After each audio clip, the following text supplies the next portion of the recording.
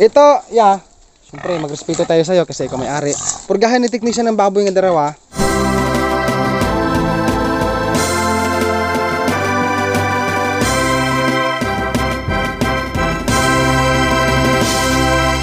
Yung mga parasites, yung mga bulati, tumutulong sa pagkain ng feeds. Kaya minsan, malaki ang gasto sa feeds. Okay na, sir? Ang bilis ng kamay mo, sir, ha? Yun ang hindi kaya ni Dodong, sir. Dinihalin, ma'am? Nami, lahi tayo buro Robert na. Hi guys, good morning. In this video, magpupurga tayo ngayon sa 4 na biig na binili sa akin noon, guys. Kasama po natin si Technician Jimar po sa Yunako, no? So, dito siya ngayon, guys, sa akin pong suki sa feeds, atin pong dadaanan. So po, sir! Happy New Year! Ayun so guys, so manawag ta guys. Kumusta ka na, sir? Ayos lang, busy. Ang imo kamot, sir. Alcohol to, guys. Ayan, para makita ng viewers natin na tayo ay naging safety pa rin sa mga baboy na atin pong pinupuntahan. Di ba, sir? Ayan. Ito guys, ganito lang to pero magaling to, yo. Din si John Paul. Baka dapli. Kain mo na. Ito na, sir. Sir, Hi. kumain ka na, sir? Tapos na. Ito guys, siya magpurga kasi ako dapat siya na lang kasi siya naman ang dito in charge. Muna lang ko? Uwi ka na? Sige, ingat. So ngayon guys, dahil magpupurga na si technician, gamit po ang ivermectin, sir, gamitin mo? So habang waiting sa mainit na tubig ay pwede ang alcohol. No, mayroon kasing dala palagi si Dodong ng alcohol. Yan, pasaya. Yan. Okay? Kasi guys, dito sa amin ay talagang kahit backyard lang tayo, backyard piggery, kailangan po mayroon palaging alcohol si Dodong.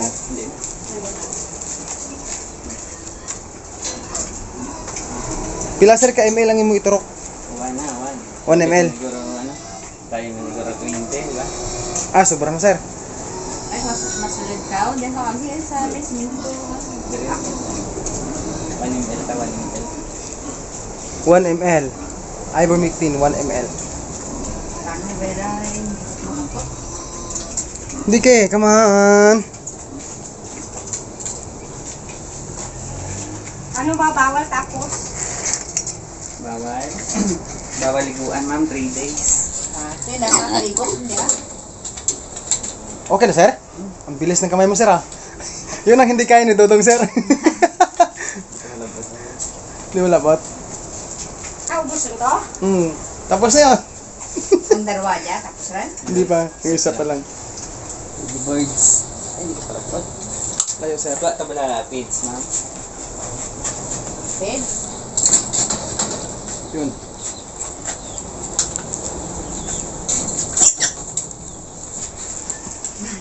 Pakita natin, sir, kay meron tayong mga viewer na nakikisoyo eh. Ano bala? Feeds, bala feeds. Yan nila. Dito ako, sir, sa pihak. Buda namang pins na. Ay, hindi. Ha? Diritan niya, matagaan ng design. Okay, papasok na. Diyan.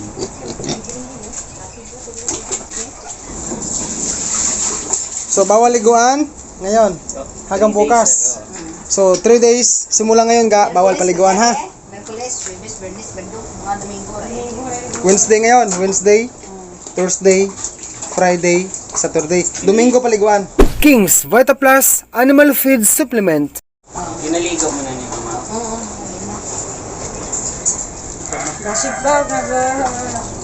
Mabilis yung kamay eh. Mabilis pa sa kamay ni Dodong yun eh. Yun ang trainer ko kay. To Jima. Sir, salamat sa'yo, sir, ha? Mabuhay ka, sir. Gagi man ba? Nakulaman kaya. Paano makabisa? Alcohol.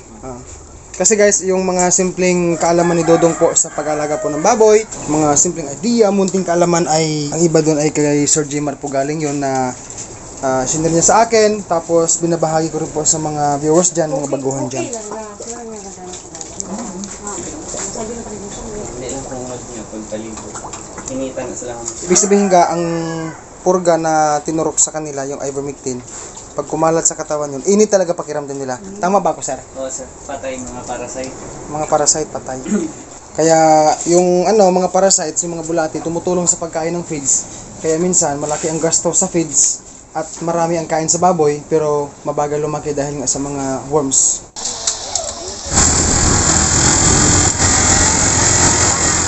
So ngayon guys, didiretsuhin po namin yung isang kaibigan namin dito na buyer din sa biig ko noon, yung 2 piraso guys. Para mas sabay na rin po pagpurga. Tagbalay! Topo! Te! Toy! Te! Kuya John! Si Dodong ya! Mayong hapon ka ninyo. Sino ba? Ang migo mo ya.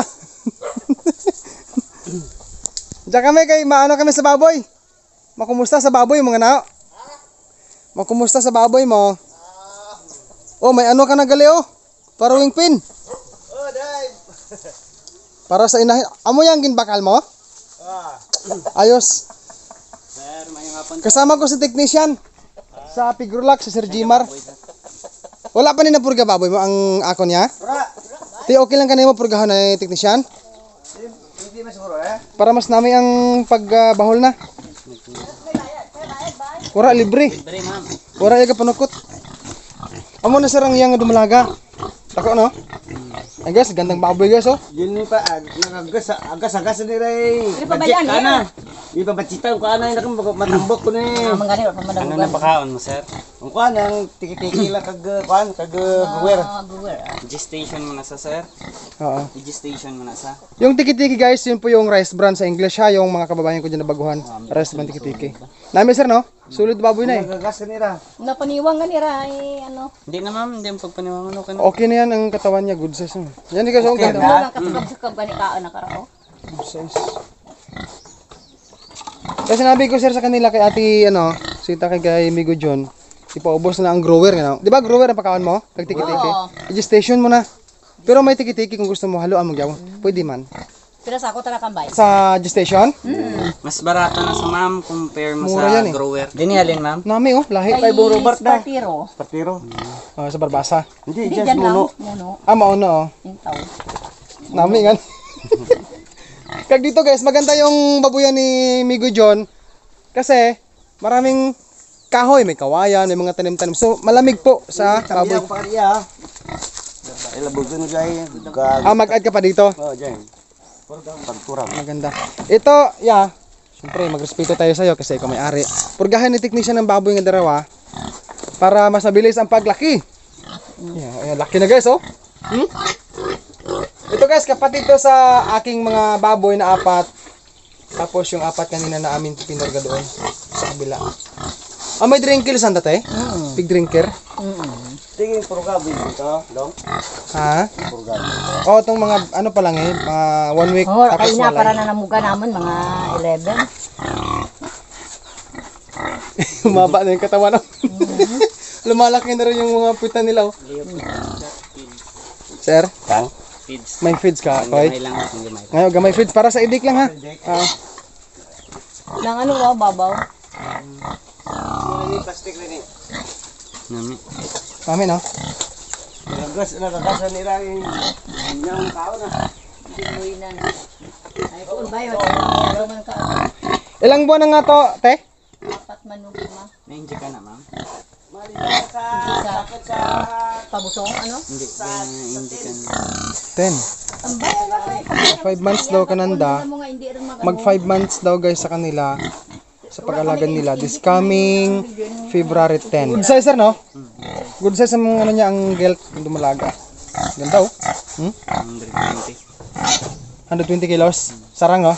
Kasi beginners, ang gelt or dumalagang baboy, nare-record po ayon sa eksperto, advice para sa atin bilang aggressor, ang dumalagang baboy ay umabot ng 120 kilos pataas. Mas maganda po na yun ang time na kapag naglandi siya, pwede nang bulugan. Tama ba ako sir? 120 to 30, sir. 120 to 130 kilos body weight. Ang ganda ng katawan guys oh. Happy farming po mga kahagresors. Alcohol ko sir.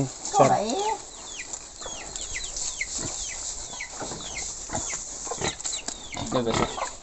Sige. Tanag ka na ya. Ha? Tanag ka pa nga ng baboy.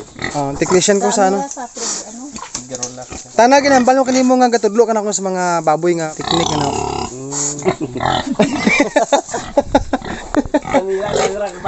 Sa Manila sila noon mo. Mabata ba bakal ra gila ta. Malaki sir no?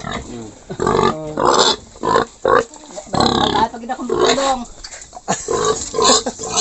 Sa Domingo mo ligoon ha. Diyan ka dyan. Oo. Palipason na yung 3 ka adlaw antes mo sila ligoon. Ha? Di ba Miyerkules ka dya? Oo. Huwebes, Biyernes, Sabado. Pagka Domingo, ligoon na. Para mas epektibo ang bulong, ang purga, kag base ilang tanon kung mapaliguan mo eh. Dahil sa karayom sa sugat. Pero yon araw-araw pwede liguan. Ayun, mo yan, madako pa ni Koy. Ano na gani ngana nga to biligya ng baye. Amo lang to baklan mo, baklan ko ng iya biligya ko. Okay. Ito hindi tangke para kaan ni kagop niya. Magkap ka naman niya. Pakanan mo to ya po. Kaya ikaw ang nagpalaki, gid. Sagod. Kilala mo ang baboy mo, halin sa idik pa bahol mo. Ngayon guys, dito na kami sa akin pong baboyan. Paliguan mo na ang baboy. Kasi nga po, pupurgahin din ni technician to.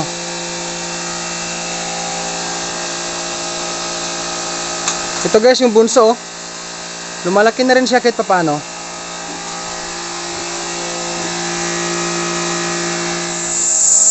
Nagkakaroon ng gas-gas guys ang ibang baboy ko dito dahil ang nilikot nila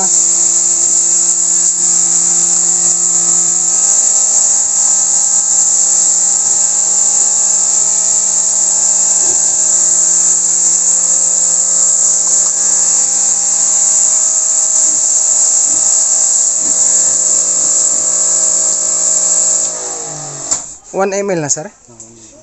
So ngayon guys, mag-start na po si Tik magpurga nga, inject po. Magbigay tayo ng feeds na may halo pong azola.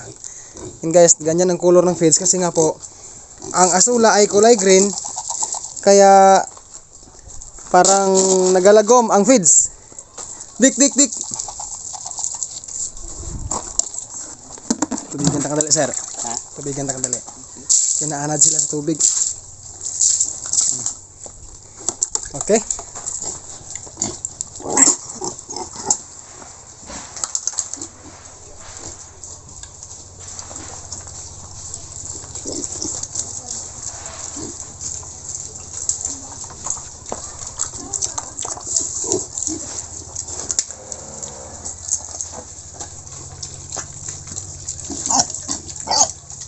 Ayun guys, so tapos na pong na-injikan ng TIG 1 ml na ivermectin. Atin pong tandaan na ang baboy natin kapag nag-inject tayo ng purga or anumang klaseng in-inject natin sa kanila, vitamins man yan, no, bakuna man, or purga ay palipasin muna natin ang 3 days, 3 araw simula sa pag-inject natin sa kanila bago natin sila pwedeng paliguan. Salamat sir sa pagkata sir.